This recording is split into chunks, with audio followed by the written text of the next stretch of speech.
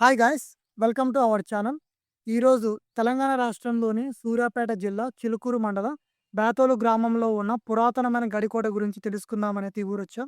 ఇక్కడి గ్రామ ప్రజల్ని అడిగి వాళ్ళ యొక్క డీటెయిల్స్ని వాళ్ళ మాటల్లోనే తెలుసుకునే ప్రయత్నం చేద్దాం. సార్, ఈ గడికోట యొక్క ప్రత్యేకతలు ఏమిటి? సరే, ముందుగా మీ ఛానల్ ద్వారా మా ఊరి సమాచారాన్ని పబ్లిక్‌కి తెలియపరుస్తున్నందుకు మీ ఛానల్‌కి, అదేవిధంగా ప్రేక్షకులకి హృదయపూర్వక నమస్కారాలు. అయితే బేతులు గ్రామ చరిత్ర మనం ఒక్కసారి పరిశీలించినట్లయితే, గ్రామ చరిత్ర దాదాపుగా 800 సంవత్సరాల సుదీర్ఘమైనటువంటి చరిత్ర మా బేతులు గ్రామానికి ఉంది.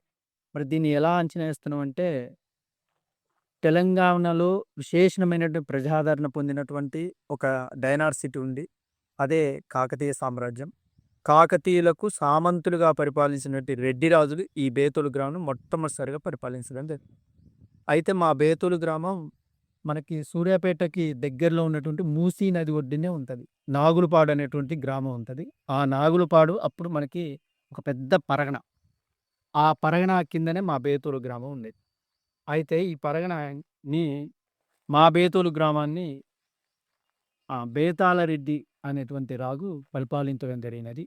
వారి బేతులు గ్రామాన్ని ఒక మట్టేదారిగా ఉండి హైకోల్ అనేటువంటి ఒక పన్నుని నాగులపాడు అనేటువంటి రాజుకి తెలియకి ఇదే తెలి బ్రాహ్మణం దాదాపుగా ఆయన 1000 ఎకరాల ఆసాన్ ఈ కైకోల్ అనేటువంటి చెల్లించి ఈ బేతులు గ్రామాన్ని తన ఆధీనంలో తీసుకొని పరిపాలించడం జరిగింది.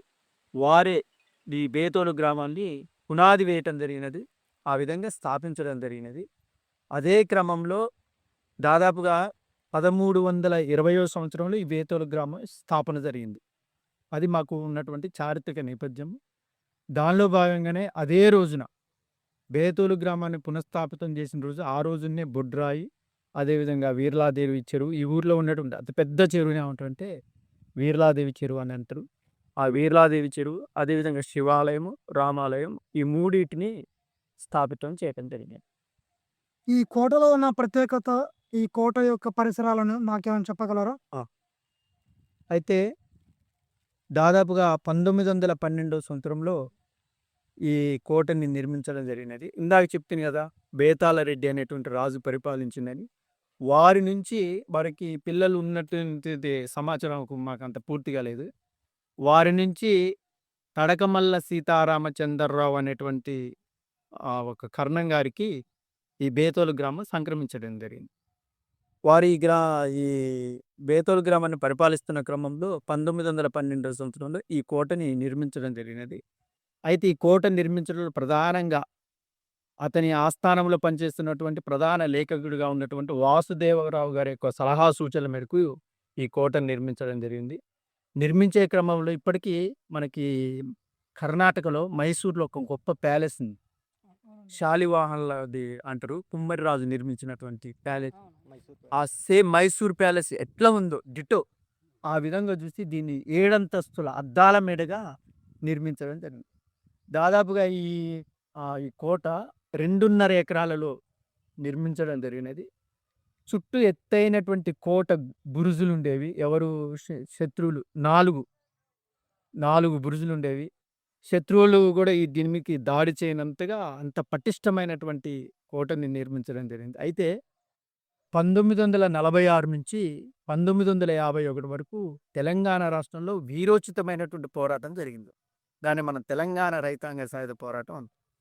ఈ తెలంగాణ రైతాంగ సాయుధ పోరాటంలో కమ్యూనిస్టుల ప్రాబల్యం అంటే రజాకారులకు వ్యతిరేకంగా అద్భుతమైనటువంటి పోరాటం జరిగినది. రజాకారుల వ్యతిరేకంగా ఈ తెలంగాణ రైతాంగ సాయుధ పోరాటంలో ప్రజల పక్షాన కమ్యూనిస్టులు నిలబడి ఈ కోటని 1948వ సంవత్సరంలో కూల్చివేయటం జరిగినది. ఈ కూల్చివేయటం అనేది ప్రజల యొక్క గొప్ప విజయంగా మేము భావిస్తున్నాము. ఎందుకంటే జమీందారులు, జాగీర్దారులు, మక్తేదారులు, అదేవిధంగా నైజాం నిరంకుశ పరిపాలనకు వ్యతిరేకంగా ఈ కోటను కూల్చడం అనేది చాలా అద్భుతమైనటువంటి విజయంగా మేము భావిస్తున్నాం. అయితే దానిలో భాగంగా ఒక కోటకు గొప్పతనాన్ని చెప్పాలంటే అద్భుతమైనటువంటి 7 అంతస్తుల అద్దాల మేడ, అదేవిధంగా శత్రు దుర్భేద్యంగా ఉండేది.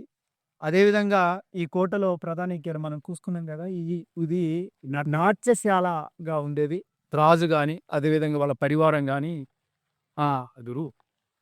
గాని రైట్ సైడ్ ఆనందంగా ఉండేటప్పుడు ఆటం కూడా ఇక్కడ బేతుల గ్రామంలో భోగం వాళ్ళని ఉండేవాళ్ళు. భోగం అంటే ఆనందం అని అర్థం చూపు. ఆ విధంగా రాజు యొక్క పరివారానికి ఆనందం కల్పించే విధంగా ఒక నాట్యశాల ఉండేది. ఇది నాట్యశాల ఈ విధంగా ఉండేదని తెలియజేస్తుంది. ఇది ఇంకా దీని యొక్క ప్రత్యేకత చెప్పాలంటే పక్కనే కుడివైపున మనకి రామాలయం ఉన్నది. ఏంటి? అయితే ఈ ఇది దొరలకు సంబంధించింది కాబట్టి దొరలకు సంబంధించినటువంటి స్త్రీలు రామాలయాలకు గాని, ఇటు శివాలయం గాని ఎళ్లి పూజలు చేసుకోవాలంటే వాళ్ళు బయటికి వెళ్ళకోకుండా ఇక్కడి నుంచే వెళ్ళే విధంగా ఒక రహస్యమైనటువంటి మార్గము ఇక్కడ పక్కనే ఉన్నది. ఈ విధంగా రామాలయంకెళ్ళొచ్చు. అదేవిధంగా ఇక్కడి నుంచి ఇక్కడ మనం చూస్తున్నాం. ఇదొక ముఖద్వారము. ఇక్కడి నుంచి ఈ కిందది ఇప్పుడు చిన్నగా అనిపిస్తుంది. ఇదివరకు పెద్దగా ఉంది. ఈ ద్వారమా? ఈ ద్వారం నుంచి దగ్గరికెళ్ళి చూపించు. ఈ ద్వారం నుండి శివాలయంలోకి వెళ్ళేవారు. శివాలయంలోకి వెళ్ళి పూజా కార్యక్రమాలు నిర్వహించేవారు. దిస్ ద వేనా సార్? This way. అదేవిధంగా ఇక్కడ దొరసానమ్మ బావి ఉండేది. ఆమె ఇప్పుడు దొరకు సంబంధించినటువంటి రాణి అదే దొరసాని స్నానం చేయడానికి వెళ్ళాలంటే ఇక్కడ స్ట్రైట్‌గా వెళ్తే దొరసానమ్మ బావి ఉంటది. ఆ విధంగా ఆ బావిలో వాళ్ళు స్నానం ఆచరించి దానికి సంబంధించినటువంటి సంధ్యావందనం చేసుకొని వాళ్ళు వచ్చేది. ఈ విధమైనటువంటి ప్రత్యేక ఇక్కడ ఒక బావి ఉన్నది కదా సౌళ్ళు దాని గురించి కూడా కొంచెం వీళ్ళ కుటుంబానికి సంబంధించిన ఓకే. అది కూడా నార్మల్ అది కూడా చూపిద్దాం పారమ్మ ఒకసారి. ఒకసారి చూపిద్దాం సార్. ఆ ఓల్డ్‌ది. ప్రత్యేకతలను ఈ కోట గుడి ఉంది. ఇది పురాతనమైన బావి అనేసి చెప్పేసాను.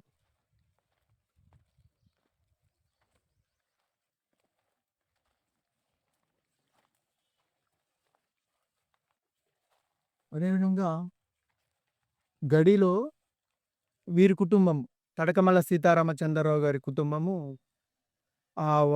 నీరు వాడుకోవడం కోసము అప్పట్లో ఈ విధంగా గిరకబాయిని తవ్వించుకొని దీని నుంచే వాళ్ళు నీళ్లు వాడుకునేది. ఇది కూడా ఇప్పుడు శిథిలా వ్యవస్థలోనే ఉన్నది. అయితే ప్రస్తుతం మన రామాలయం నిర్మిస్తున్నారు కాబట్టి రామాలయంలోకి కొంతకాలము నీరు వాడుకోవటానికి కోసము ప్రత్యేకమైనటువంటి బోర్ సదుపాయం కలిగించింది. ఇప్పటికీ ఈ బావిలో నీళ్లున్నవి. అది ప్రత్యేకత. ఎండిపోలేదు. అద్భుతమైనటువంటి వాటర్ సోర్స్ కూడా ఈ గడిలో ఉన్నాయని రామాలయానికి శివాలయానికి దారి